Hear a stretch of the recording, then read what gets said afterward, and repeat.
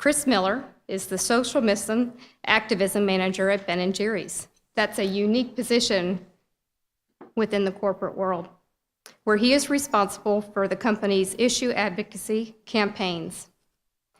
Ben & Jerry's has a long history of running advocacy campaigns on issues as diverse as support for mandatory GMO labeling, marriage equality, getting the corporate money out of our political system, and climate change. Before joining Ben & Jerry's, Chris led the sustainability work at Seventh Generation, the leader in natural, non-toxic household and personal care products. In addition to his for-profit experience, Chris directed Greenpeace USA's National Climate Change Campaign and served on the staff of then Congressman Bernie Sanders. He currently serves as the chair of the board of directors of CarShare Vermont, is vice chair of the board of Vermont Businesses for Social Responsibility, and is a board member at the Vermont Public Interest Research Group.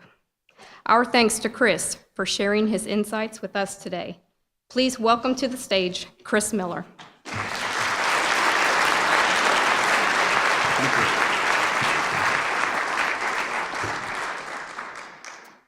Good afternoon. It's great to be here. Before we get started, I just want to thank Michelle and the team at New Hampshire BSR for having me here today. As mentioned, I serve on the board of Vermont Businesses for Social Responsibility, so it's great to be across the Connecticut River with kindred spirits here. I do want to acknowledge Jane Campbell from Vermont Businesses for Social Responsibility, our executive director, who's here today, as well as Russ, who's in the room. So it's great to be connecting with our colleagues here in New Hampshire.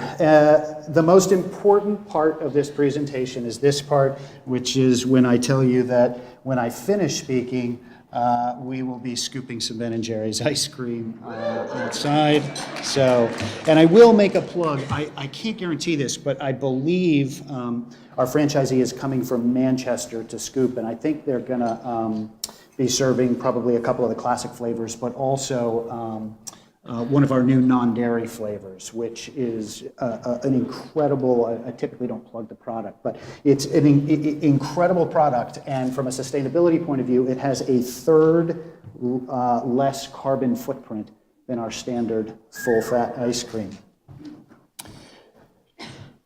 So I want to talk a little bit this afternoon about this idea of corporate activism. It fits really nicely with the theme of the conference, Be Bold. Doing some of this work can sometimes feel scary and does require a bit of courage to kind of take on, particularly for those who sit in sort of a conventional standard marketing department. This kind of work can seem counterintuitive, but I also believe it's an amazing opportunity for companies and brands to create very deep connections with their fans and consumers. So the subhead for my talk today is pissing off some of your customers is in fact one of the smartest business decisions that you can make. But before I jump into this, Andrew set up the context for this so well this morning, right? I mean, on the one hand, we're facing planetary limits on the climate, on natural resources. On the other hand, you see businesses here in New Hampshire and Vermont and around the world sort of playing a leadership role on issues of sustainability, sort of stepping into that vacuum that Andrew talked about that exists within policy-making circles, at least at the federal level. I'm really optimistic because, like Andrew, I was in Washington, D.C. last weekend for the People's Climate March. Now, on the one hand, we face the prospect of potential rollbacks of a lot of progress we've made. On the other hand, more than 200,000 people took to the streets in Washington, D.C. To stand up for science and for action on climate change. I want to show a quick video that we created. So we took down 60 employees from Ben & Jerry's. It was actually the biggest thing like this we'd ever done. We, again, like Andrew, we went down to the 2014 People's Climate March. We had about 35, 40 people. This trip we had 60 people go down. We actually bought an extra car on the back of the Amtrak, the Vermonter Amtrak train. So we had sort of a Ben & Jerry's car. This video sort of tees up both the fun we had over the course of the weekend, but also sort of our approach to this. We want to engage our fans and consumers on this sort of journey we're taking in this work that we do, and ultimately, I hope, inspire them to take an action of some sort. So with that, here's the video. When we talk about the front line of climate change, we're talking about the people who are going to be impacted first and worst by this crisis. Those impacts are greatest on low-income communities, communities of color, indigenous communities. Climate is one of the key parts of the justice fight.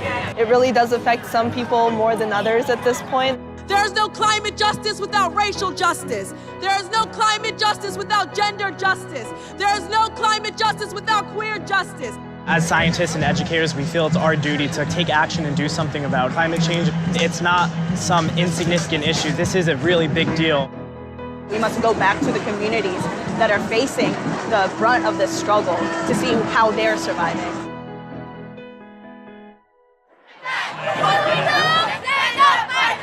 The biggest changes happen at the grassroots level. Your voice matters, and you can actually do something to affect climate change. It's rapidly becoming too late. We either do something or we fail to do something. Now is the time to put our nose to the grindstone and keep working. We are not alone in the struggle. We are in solidarity. This is what movement building looks like. There's a lot of us, and we got to show the bad guys that we know exactly what's going on. This is our Earth, and this is going to affect everybody, whether they think so or not. We want to make sure that clean energy is what drives America. Climate denial is the real job killer. Climate change, it's an environmental issue, but also it's an economic issue. There will be no jobs and no food on a dead planet. Just to see how much energy there is behind this movement right now, and to see the power of all the people coming forward, it just gives me goosebumps. It really is about not so much the past, but about the future. Point to the children who are here. If you're not willing to do it for yourself, do it for them. We're not alone, and there is a shared love and hope that we can bring back to our communities.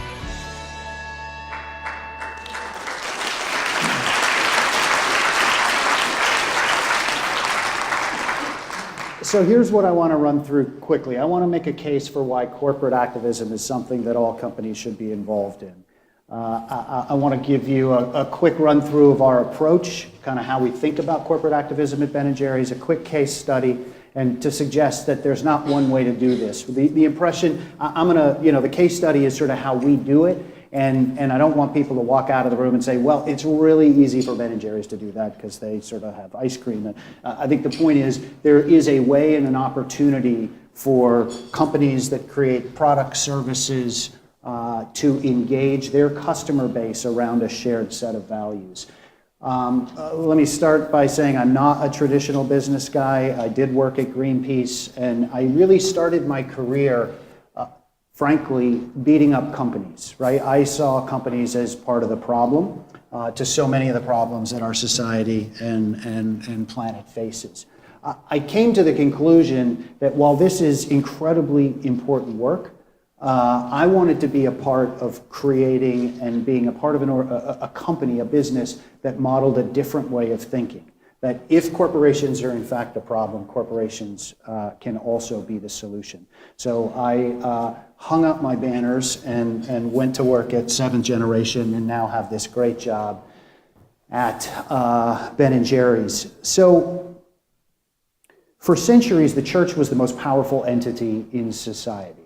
Right? And the church sort of defined social norms, and that existed for a really long time. And really in the sort of 18th century, the rise of the nation state became the most powerful force and entity within society.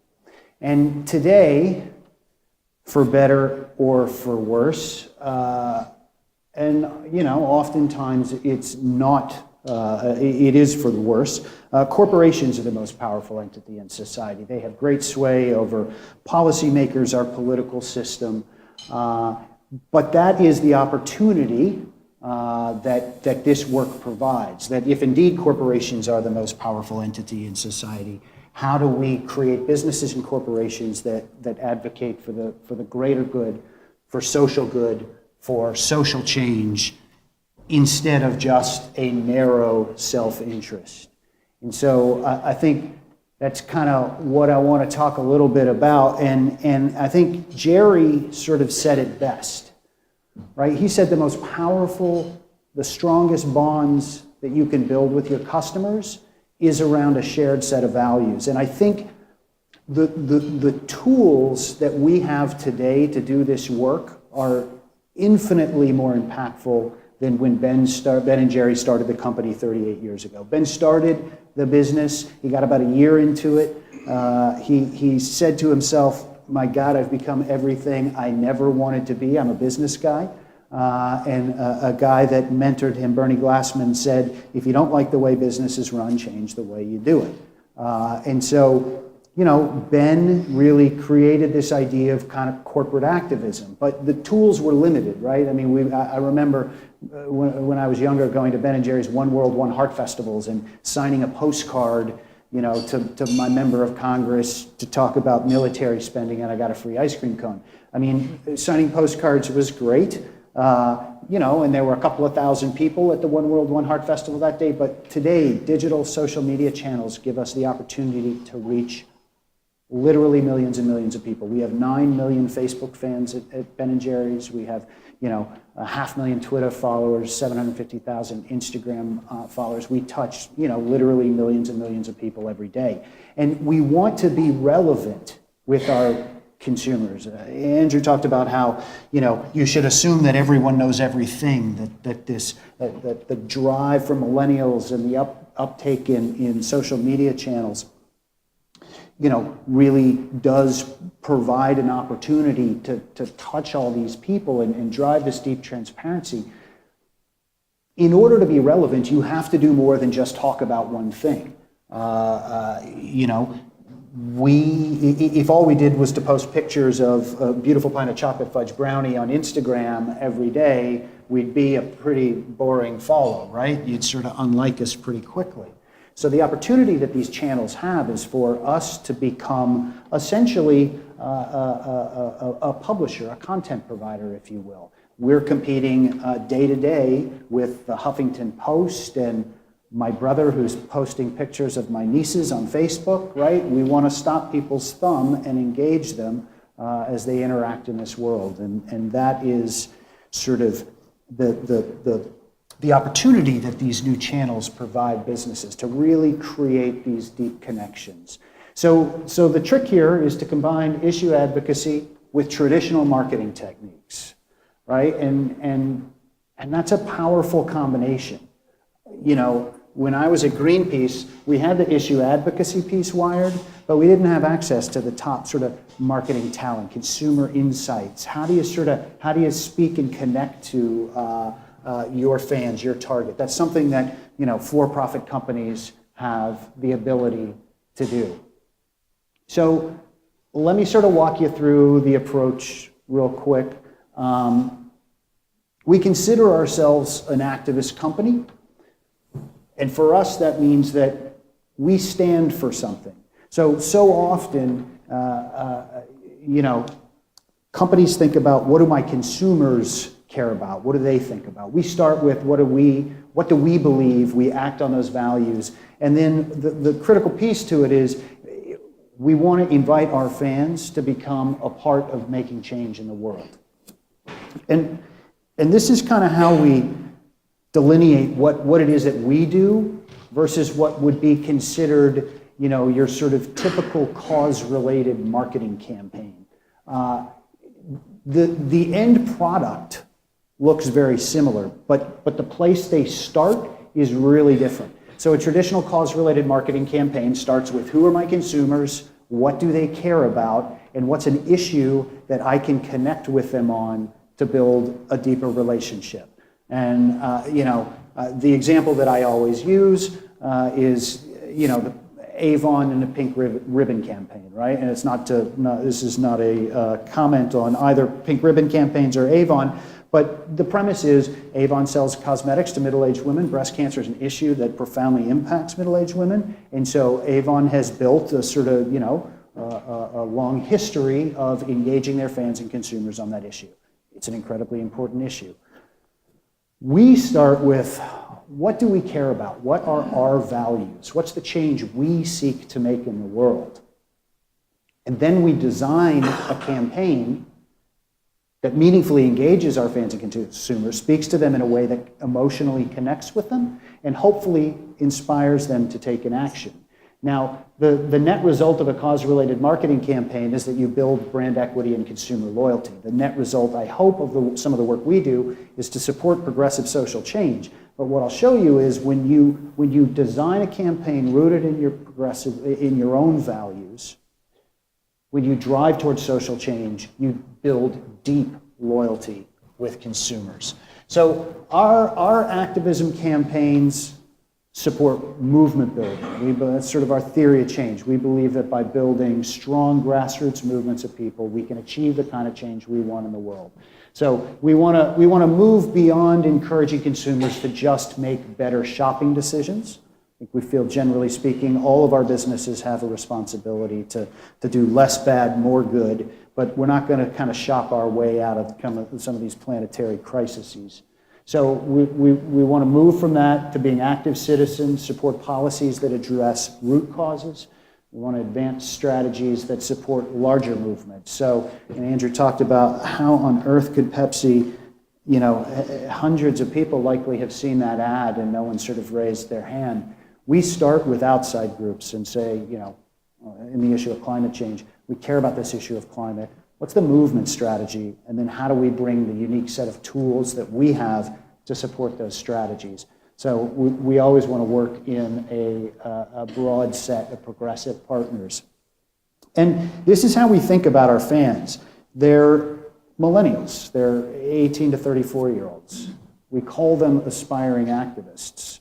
We know that, again, Andrew talked about the idea that, for many millennials, they've never seen a sort of functioning, political system in our country, that they don't have deep faith that the Congress is going to speak to their needs or solve their problems. So they care about things, they give a shit, they don't know what to do. And so we really see our role as helping, harness the interest and the desire for change that our fans have, help them become a part of these larger movements, help them take action on issues.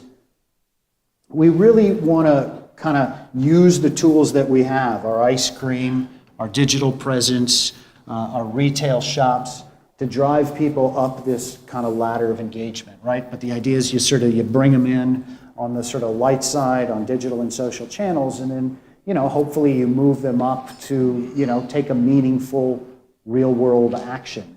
We had been promoting the People's Climate March for 2 months before the event last weekend, encouraging our consumers and fans to come join us in Washington, D.C.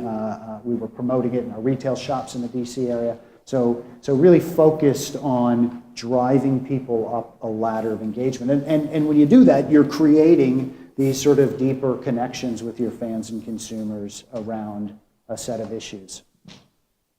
So let me walk you through a quick kind of case study here. So last year, we began to think about issues of a kind of social and racial equity, and seeing sort of what was going on in the world. And we wanted to find a way to begin to engage on issues of kind of racial justice and racial equity. And obviously last year was an election year. And so we ran a campaign focused on voting rights, right? So there are a number of states, many in the South, that have passed laws that make it harder for certain people to exercise their right to vote. And that is after the Supreme Court made changes to the iconic piece of civil rights legislation, the Voting Rights Act. So we thought using the sort of election as a lever to highlight this issue around voting rights and how it impacted a certain segment of society was kind of where we were going to go. So, you know, we start with our mission and our values. We have these two broad strategic focuses, and we really did, after the sort of Paris Climate Agreement was signed in 2015, sort of pivot to take on these issues of social and economic equity and justice. We sort of went through a sort of issue selection, right? How do we figure out, we want to focus on these issues of kind of economic and racial equity. You know, we sort of look at our values, obviously understanding it was an election year. You know, there was this issue around laws being passed at the state level that were making it more complicated for people to participate in the process. And so, you know, we decided we were going to focus on this idea of fighting for a fair and inclusive democracy. You know, I became fond because what this wasn't in our minds was a sort of rock the vote campaign. It was sort of deeper than that. This idea that an attack on voting rights and the sort of unlimited, unregulated amount of corporate money in the political system was making or enhancing these sort of inequities within our society. So we have a kind of fixed set of tools, right, in our toolbox, but you as companies, brands, and others have, you know, maybe some similar tools, maybe some not so similar tools. But, you know, we first and foremost have ice cream. And, you know, I will admit that helps. It's a moderately magical product. As was mentioned in my introduction, I spent several years at Seventh Generation. I did a bit of the sort of advocacy work at Seventh Generation. I admit it takes a little bit more kind of focus and work, you know, with paper towels and baby diapers than, you know, chocolate fudge brownie ice cream. But, you know, anyone can do this work. You know, we are out in the field almost all year long doing events, tours, etc. You know, we literally touch millions and millions of people at events, concerts, and we always want to engage on our campaigns and issues.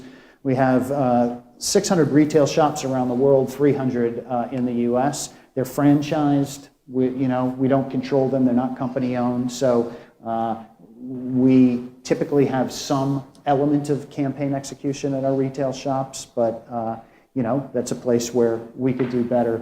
Digital social channels really do provide a great opportunity to be connecting with our fans, to be showing up, to be relevant.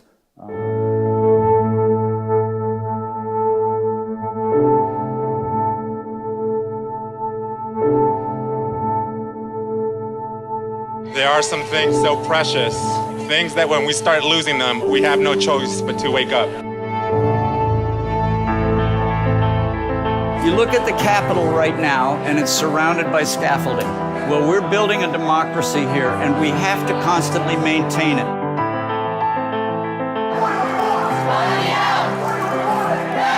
In communities of color, it is sometimes impossible to vote. So what happens? People get discouraged. And by getting discouraged, they don't vote. We need to have a democracy that represents everyone. 50 people are responsible for half of all the super PAC contributions. Who are these big donors? They are overwhelmingly white, rich, older, and male. They do not reflect the diversity of this beautiful country. I grew up in the gas fields and the coal mines of rural Illinois. And when I asked my grandmother why there wasn't more conversation about these issues, she said, silence is the sound of money talking. We've come to this hallowed mall to say to America, there's an awakening happening. Show me what democracy looks like. This is what democracy looks like. There's two sources of power in the world. One is money, which they have, and the other is people, which we have. When was the last time you saw this many groups coming together with this much energy, with this much diversity? this is a great moment. We're saying fix the Voting Rights Act, and we're saying you got to overturn Citizens United. I know that the only thing stronger than money is huge numbers of people working together. It's a crucial time and potentially a turning point in our country where we, as the majority of citizens in this country, can stand up for our rights and say enough is enough. We all deserve to have a voice. We're all human, we're all people. You know, that's our privilege, that's our honor, that's our right to have that.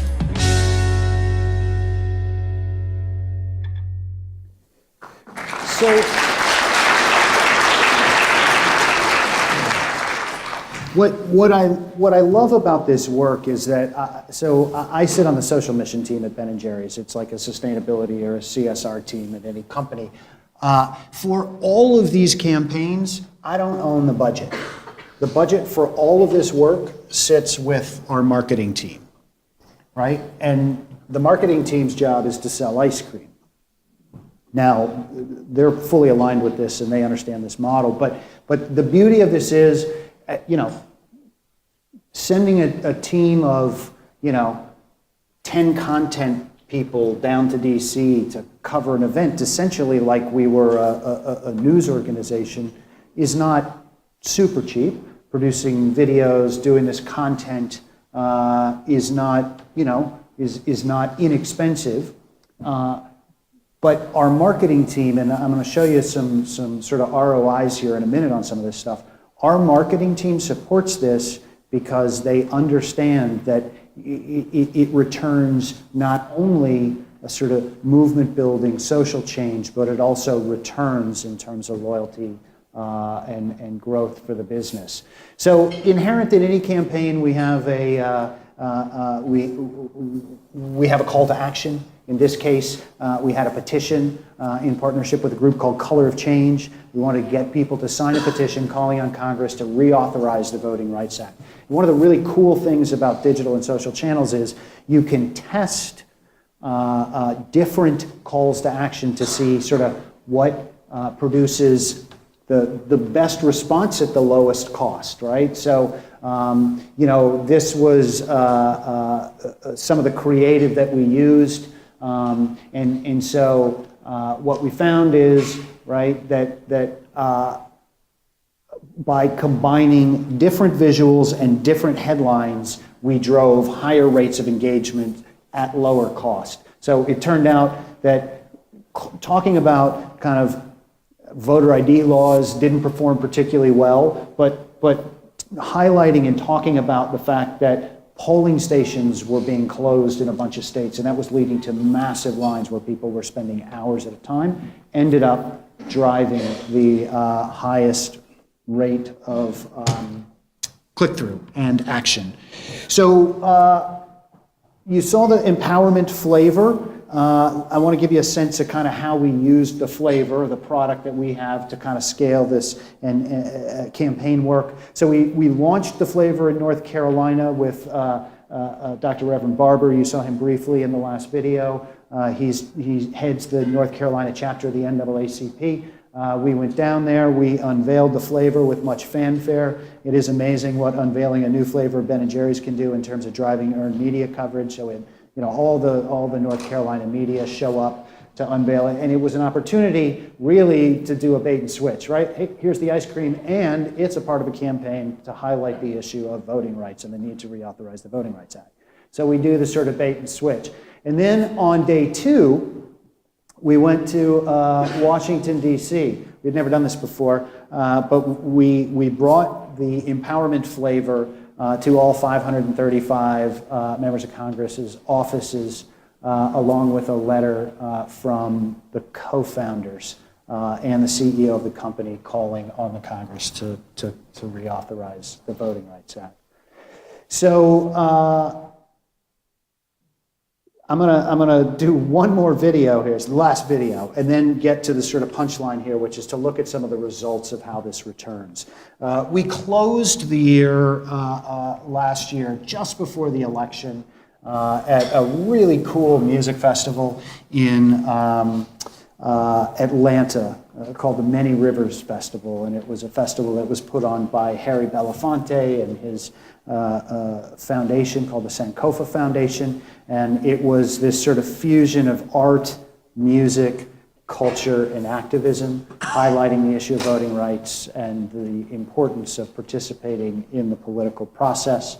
So, and you know, we were there scooping ice cream. We registered a ton of people to vote. So let me roll that video. Oh, freedom. Oh, freedom. Oh, freedom over me. The ability to be heard and counted and visible, regardless of whether we're privileged or vulnerable, majority or minority, or in favor or out of favor with those in power, is at the heart of any well-functioning democracy. How do you stay responsible to your principles? And how are you constantly putting your principles into practice? Oh, freedom, freedom. We have to reactivate our communities. There is a power base around the constituents that are constantly finding themselves disenfranchised. And those are the voters we need. Culture is what wakes people up. You know, when you hear your favorite artist talking about criminal justice reform, talking about economic justice, racial justice, this is how you get messages to the masses. People know the system isn't working the way that it could, and it's not working the way that it should. And so this is a very interesting gathering because you're bringing the pain and the joy, the frustration and the hope all together. And that's what art does. At the end of the day, when we have to think about changing the rules, we've got to be connected. We've got to be engaged with one another in order to do that in the most positive and holistic way that ensures that all of us are empowered. And be free.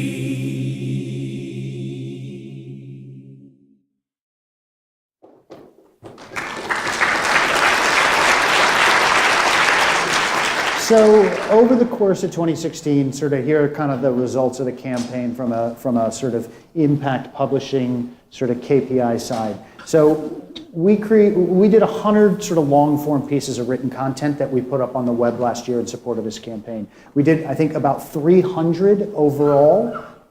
So that would include blogs on, you know, new flavor launches, recipes on how to have ice cream for breakfast, all the important and fun things that we do. But 100 were fully focused on the campaign. So almost 2,000 days of combined consumption. You know, average engaged time for this is high and way higher than content that we put up on ice cream. So 70 seconds on the page. Our top 3 most consumed posts all year long. That includes Free Cone Day, the launch of our new vegan non-dairy line. All of it were campaign-related posts. And 2 of the top 3 most shareable posts on social, again, were around the campaign and our values, right? And our ice cream posts perform really well. Like, people love pretty shots of chocolate fudge brownie. So this is the bit that our marketing team loves, right? It drives results. In terms of kind of overall sort of social change driving impact on the campaign, you know, 374 million earned media impressions, that's strong. We had, you know, almost 62,000 people sign a petition calling on Congress to reauthorize the Voting Rights Act. We had 69,000 people pledge to vote, and we registered 8,300 voters. It doesn't sound overly impressive. It turns out it's hard to register voters because it's different in every state, and there's no sort of central online repository to do it. But what's interesting is we registered, you know, 3,400 voters in North Carolina in partnership with the NAACP. The margin of victory in that race was razor thin, 10,000 votes, and we had more than 13,400 people pledged to vote in North Carolina. So this work can be impactful. So this is the new triple bottom line. Andrew talked about the fact that, you know, 85% of most big companies now have a sustainability program. I think, you know, sustainability, you know, for many companies is now the cost of doing business, right? This is now an opportunity to align the work that we are doing internally at our companies, the things we care about, whether it's recycling or clean energy, et cetera, to align those values and that work that we're focused on internally with the need to drive change in the external world. We could take our business to zero tomorrow. We could stop producing ice cream, put our carbon footprint to zero, and we're still all collectively headed over the cliff. So it's going to take more than just individual corporate action to solve this problem. We've got to become more influential with our fans and consumers and with policymakers. Ali from Ceres is here. We're a big fan of the team at Ceres who works to organize companies to push for policy changes. So this shows some ROI, and because we're a wholly owned subsidiary of Unilever, I can't show you the actual numbers in terms of incremental sales. But in terms of ROI, so these are on paid digital spend, right? So paid advertising on our digital channels, returning on our climate campaign a 10-to-1 return on investment. On the campaign I just showed you, a 7-to-1 return on investment. A standard ROI for a paid advertisement in People magazine, a full-page ad, promoting a new flavor, is 2 or 3 to 1. So these are returning ROIs at a much higher rate than a standard paid ad promoting our ice cream. And it has an impact, right? What's interesting here, in 2016, October of 2016, as part of this work around racial equity and voting rights, we released a statement in support of the Black Lives Matter movement. It generated a ton of buzz. We got, a bunch of love and a bunch of hate on our digital and social channels. And what was interesting was in our retail scoop shops around the country, last October when we released that statement was the second highest year-over-year growth, month-to-month, that the stores had all year. So we don't have the data to draw a correlation between that statement and those results, but October is not typically a strong month in the ice cream business. And perhaps even more importantly is this, right? So this was a study recently done at Harvard that looks at brand relevance, right? Like I said, we want to be relevant. We want to show up. We want to be sort of in our fans and consumers' feeds and life every day. So we are in the sort of top 50 list of the most relevant brands. And if you look at the other brands that are primarily in this list, they're huge companies. They're Walmart, they're Ford. I mean, we punch above our weight, but in terms of sales, we're a fraction of many of the large companies on here. And it notes our sort of double dip activism as the reason why we're relevant with our fans and consumers. So there are a couple of ways to engage on this stuff. There are many ways to engage on it, actually. It doesn't require fancy ice cream flavors and going to Bonnaroo and registering voters. You really can work at the sort of CEO level through thought leadership. This is an op-ed that our CEO wrote on the immigration ban that Trump put in place. So you can use the voice of the leader of your business, the founder of your business, to advocate for stuff. You can do the public policy work that Ceres and others help coordinate. This is Jerry going to Washington, D.C. and meeting with legislators to talk about GMO labeling, but we are participating in the policy debate in partnership with NHBSR in Montpelier, and so it doesn't necessarily require initially fan-facing or consumer-facing work, and then there is the sort of fan-facing advocacy and activism, which for us has been an incredible way to sort of connect with fans and consumers and drive impact. So a few rules to this, right? Be bold, be courageous, You know, it takes, I started the company 4.5 years ago. We have drastically increased the amount of the marketing budget that we're spending on this kind of work, but it took courage for the, director of integrated marketing at Ben & Jerry's to take the plunge and say, I'm going to spend a little less money on paid ads in People magazine, and I'm going to put it over here, right? So it's counterintuitive to think that you're going to put a spend behind, promoting something that may, to the second slide, piss off potential fans or consumers. What I will tell you is for most of our companies and brands, I can tell you that less than 10% of US households are responsible for more than 70% of our sales. So we don't need everybody to love us. Work with groups and stakeholders that share your values. Don't do this by yourself. Don't make the Pepsi mistake, what I assume was the Pepsi mistake of, holding it close and not involving a wider set of stakeholders. And ask not what those groups can do for you, but what can you do for the broader movement, right? That helps build credibility, authenticity, partnerships. And, people talk about this as being risky, right? If you step out on an issue, you sort of open yourselves up for criticism and for blowback. And many people say, I can't talk about climate change because my business has a big carbon footprint. I think, look, you want to be doing things within your business that are proof points of the things that you're advocating for in the world. But the truth is, nobody expects anybody to be perfect. But if it's deeply rooted in the values of your company, of the individuals that work at your company, it becomes less risky because it's real, it's heartfelt. It's not a marketing campaign.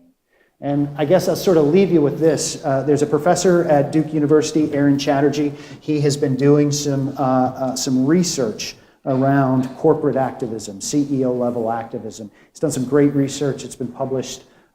This was a piece in the New York Times Sunday Magazine, but Harvard has published some of his work. And what it says here, and I think really is the sort of the nugget here, is that, perhaps it's better to be intensely loved by some than inoffensive to many.